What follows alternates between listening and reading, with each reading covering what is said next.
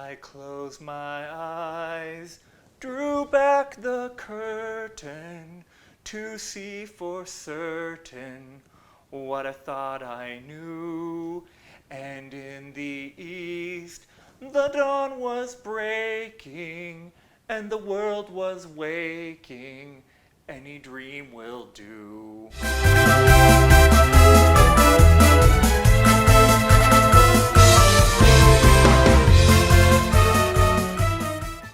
What's up, thespians and Broadway fans? Thank you so much for joining me once again here at Broadway Blind Guy with me, Lee, your quintessential theater nerd.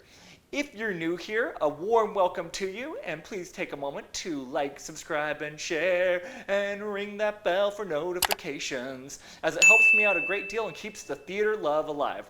Also, take a moment to check out some of my other videos if you want to get your Broadway fix.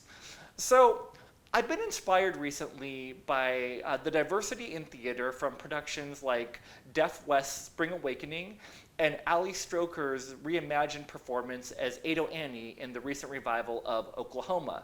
Therefore, I thought it would be interesting to talk about roles that I feel like could be translated to blind or visually impaired characters, to be played obviously by blind or visually impaired actors or actresses.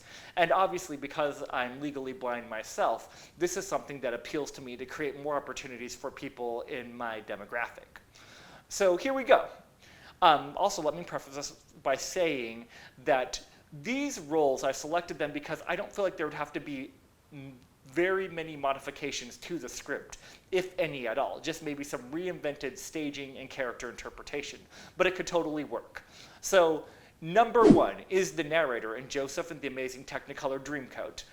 Because this character is a character who just tells the story but does it with flair, this could be a blind or visually impaired character played by a blind or visually impaired actress. And, you know, as long as she could just have a powerhouse belt like, you know, the narrator usually does, you know, maybe we could add a little twist to it and she's like, you know, reading the book that's telling the story in Braille or something like that. Or even maybe using a cane, or I don't know, there's a lot of creative options there. Number two, Guy in Once the Musical. I think that there's something very poetic about an Irish street musician being transformed into a blind or visually impaired character. And I also don't think that this would change much of the way that the show goes. There wouldn't have to be any textual changes to make this happen. You know, it's your typical boy meets girl story, and this would work really well because there are a lot of blind and visually impaired musicians out there. You know, think of Stevie Wonder or Andrea Bocelli. And I think that this would add a very unique and artistic spin to the show. Number three, Amalia Balish in She Loves Me. I think that Amalia would translate very well to be a blind or visually impaired character because the whole premise of the show is that she's writing letters to this person who she doesn't know, but she's falling in love with the personality. And when she comes into the store and she kind of gets her position in the perfumery, and George, the lead guy, kind of sees her as a threat, I think that her being a very confident blind or visually impaired woman would make this threat even more threatening for the lead male character. Number four, Bobby in Company. Now, the whole premise of Company is Bobby, a guy, or in the most recent revival of the show, a woman who's approaching her 35th birthday, and she's kind of reflecting on her own relationship status and what she thinks of relationships, she or he thinks of relationships through the relationships around Bobby. And I think that this character would also work very well as a blind or visually impaired character because so much of what Bobby is observing, so much of what we see is told from the character's perspective and what they're kind of, from the viewpoint of their mind. You could even do some very inventive staging to kind of have all of this take place in Bobby's mind and to kind of go through the journey that he or she is experiencing in his or her mind when they are observing those relationships around them.